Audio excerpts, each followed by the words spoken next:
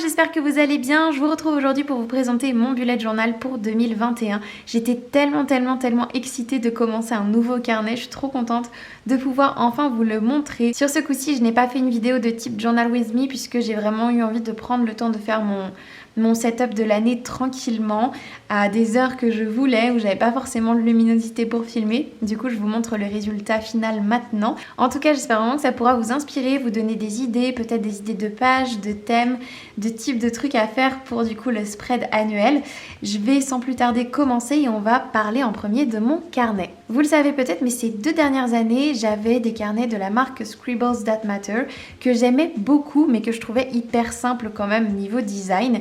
Et là, cette année, je me suis plutôt penchée sur une nouvelle marque. C'était vraiment ce qui me manquait, c'était vraiment le design en fait. J'étais vraiment satisfaite de mon carnet, de la qualité, de l'épaisseur des pages de mon Scribbles, mais c'est vrai que le design me manquait. J'avais vraiment envie d'un carnet qui me ressemblait davantage. Et j'ai trouvé mon bonheur chez Notebook Therapy. J'ai pris du coup ce carnet. À la base, je vous en ai parlé rapidement dans une story, mais quand j'ai commandé, j'ai pas trop fait attention sur le site. J'étais persuadée que c'était tous des formats A5 et en fait pas du tout. Ils ont du coup leur propre format qui est le format Tsuki, qui est celui que j'ai pris sans vraiment faire exprès, mais de toute façon sur ce modèle-là, il n'y avait que ce format qui existait, alors qu'à la base, je pensais plutôt prendre un format A5 comme mes anciens carnets. Pour vous montrer un petit peu la différence avec la taille d'un format A5, voilà la différence. Hop, je vais les superposer pour vous montrer un petit peu mieux. La différence n'est pas énorme, mais quand même sur une longueur de page, sur une petite largeur, ça joue quand même. Et sur le coup, quand je me suis rendu compte que je m'étais un peu plantée, j'ai eu peur. Je me suis dit c'est pas très pratique pour l'organisation. Quand on a l'habitude de travailler sur un format en particulier, c'est vrai que c'est pas évident de changer de format. Au final, je suis quand même très contente de ce format. En tout cas, ça ne m'a pas posé problème pour faire mon setup de l'année. Mais on verra ça pour le setup du mois de janvier. C'est pour mes semaines. J'ai peur de manquer un petit peu de place, mais on verra ce que ça donne. De toute façon, je suis partie dedans, donc on va continuer dedans. Mais il faut aussi savoir que ce petit format Tsuki a moins de pages qu'un format A5 normal. J'ai bien évidemment pris le temps de calculer et je pense que je ferai seulement une demi-année, 6 mois, voire peut-être 8 mois dedans. Mais je me dis après c'est pas plus mal de pouvoir changer en cours d'année. Surtout que moi j'hésitais fortement à passer dans un format classeur. Mais du coup comme j'ai craqué sur ce carnet là, je ne suis pas passée du coup pour le moment dans le format classeur. Mais j'avoue que je suis tentée. Donc on verra en cours d'année, au mois de juillet ou peut-être au mois de septembre si je change ou pas. Bref, assez parlé du carnet. On va maintenant l'ouvrir et je vais vous dévoiler ce que j'ai fait pour cette année 2021. En premier du coup on a la page de présentation où j'ai écrit mon petit nom juste ici tout simplement. Et ensuite, je commence du coup avec ma page de présentation pour 2021.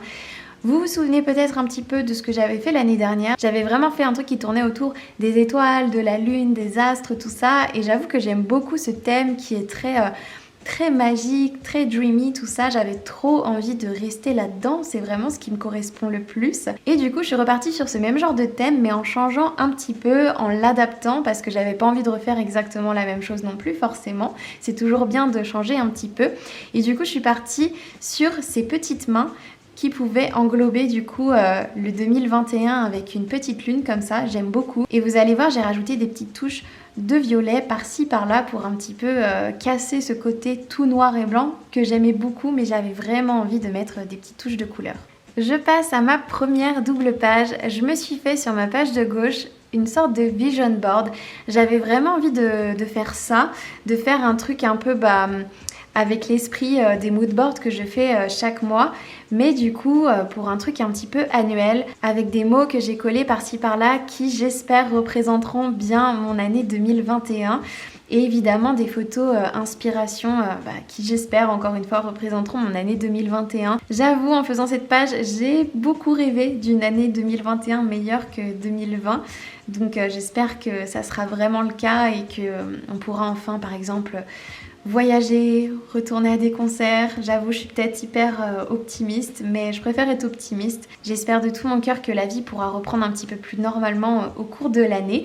Donc voilà, je me suis amusée à faire plein de petits collages, des petits dessins, tout ça. D'ailleurs, même si j'ai pas tourné de vidéo Journal with me pour ce setup de l'année, j'ai filmé le processus de cette page que j'ai postée en IGTV sur mon compte Instagram Journaling. Donc je vous mettrai le lien en barre d'infos si jamais ça vous intéresse d'aller voir ça. Ensuite, sur ma page de droite, j'ai mis mes goals de l'année. Je mettrai au fur et à mesure du coup tous les petits goals que j'aimerais atteindre pendant cette année 2021. Pour ma double page suivante, je me suis fait une double page de wishlist. J'avais oublié un petit peu de la faire l'année dernière.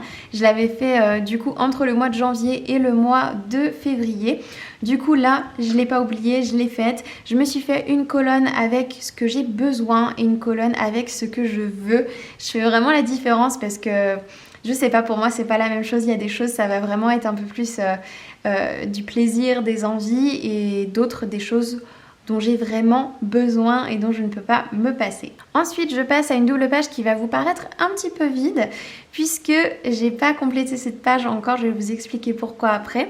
Sur la page de gauche, du coup, je me suis fait ma box avec toutes mes idées que je vais noter au fur et à mesure pour mes vidéos YouTube. Et ma page qui est ici, j'ai envie de la consacrer à un projet, mais je ne voulais rien vous montrer dans cette vidéo parce que pour l'instant, voilà, je préfère garder tout ça pour moi. C'est pour ça que j'ai préféré laisser cette page vierge le temps de filmer cette vidéo, et quand j'aurai tout terminé, je pourrai enfin la faire. Ensuite, je passe à une double page que j'ai vraiment pas mal utilisée l'année dernière, que j'ai bien remplie. Du coup, à gauche, j'ai ma watchlist des films et des séries de télé que j'ai faite un petit peu différemment de l'année dernière, puisque l'année dernière, j'avais bien séparé les films et les séries, sauf que je regarde beaucoup plus de séries, donc ma liste des séries était beaucoup plus longue et ça me perturbait un peu. Du coup, plutôt que de faire une séparation, je laisse ça tout dans la même box. Et ensuite, j'avais adoré faire ma page des 12 chansons en 2020, donc je vais faire mes 12 chansons en 2021, même si j'avoue qu'en fait au final l'année dernière j'ai un peu triché, puisqu'au lieu de mettre au final vraiment des chansons, j'avoue j'ai plutôt mis des albums. Donc là j'aurais tellement pu mettre 12 albums pour 2021 plutôt que 12 chansons. Mais voilà, c'est une page que j'ai beaucoup aimé faire, donc j'avais trop envie de la refaire. Et enfin, vous allez le voir, le reste de mon setup annuel est uniquement fait pour mes livres, puisque j'ai décidé d'abandonner mon carnet de lecture. Je ne l'utilisais pas du tout assez, encore plus cette année, puisque au final j'ai une année en lecture un petit peu compliquée. Du coup, j'ai décidé de rapatrier les spreads qui m'ont vraiment servi dans ce carnet de lecture que j'avais fait dans mon bullet journal pour vraiment avoir tout au même endroit. Du coup, sur cette première double page, à gauche, on retrouve ma wishlist et à droite, mon book haul de l'année. L'année dernière, c'est vrai que, cette année du coup, en 2020, ça m'a permis de me contrôler un petit peu plus sur mes achats lecture. J'avoue que l'année d'avant, j'avais un petit peu déconné. Du coup, ça permet d'avoir directement vraiment un visuel sur ce que j'achète, et ça me permet d'acheter un petit peu plus raisonnablement. Ensuite, pour ma double page suivante, encore une fois, des pages qui m'ont beaucoup servi dans mon carnet de lecture. Ma liste des livres les plus attendus de 2021. Ça, j'ai adoré faire cette liste en 2020. Au fur et à mesure que je voyais les sorties annoncées, je notais. Franchement, j'avais rempli tout le tableau, tellement il y avait de livres qui me tentaient en 2020.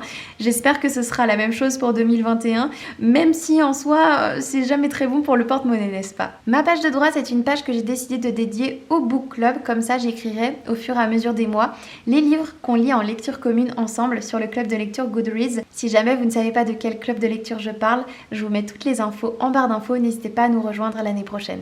Et enfin, ma dernière double page de ce spread annuel, c'est celle-ci. Je crois que ça fait 3 ans que vous la voyez maintenant, cette page. Et à chaque fois, je garde un petit peu le même genre de doodles juste en haut.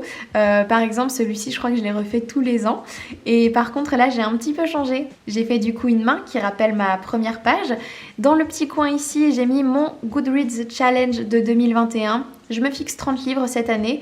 L'année dernière, j'avais voulu tenter 50, mais vous le savez, du coup, j'ai fait vraiment une grosse panne de lecture au cours de l'année. Donc j'avais redescendu à 30 et je pense que je vais garder 30 livres chaque année parce que je trouve que c'est un bon chiffre. Si je le dépasse, tant mieux. Si je le dépasse pas, tant pis. Je me prends pas trop la tête. J'ai surtout envie de me faire vraiment plaisir en lisant. Et ensuite, juste en dessous, vous retrouvez du coup tous les mois de l'année dans lesquels j'écrirai à chaque fois toutes mes lectures. Et voilà pour la petite tête de mon bullet journal de l'année 2021. J'espère vraiment que ça pourra vous aider, vous inspirer, vous donner des idées, que ce soit de pages, de mise en page, de doodles, de thèmes. tout ça. N'hésitez surtout pas à me dire en commentaire ce que vous avez prévu de faire dans votre bullet journal de 2021, si vous avez un thème général, si vous avez des pages qui vous sont totalement indispensables. Dites-moi tout ça en commentaire. Comme toujours, je me ferai un plaisir de vous répondre. Et sur ce, je vais m'arrêter là. Je vous fais plein de gros bisous, prenez bien soin de vous et je vous dis à très vite pour une prochaine vidéo. Bye!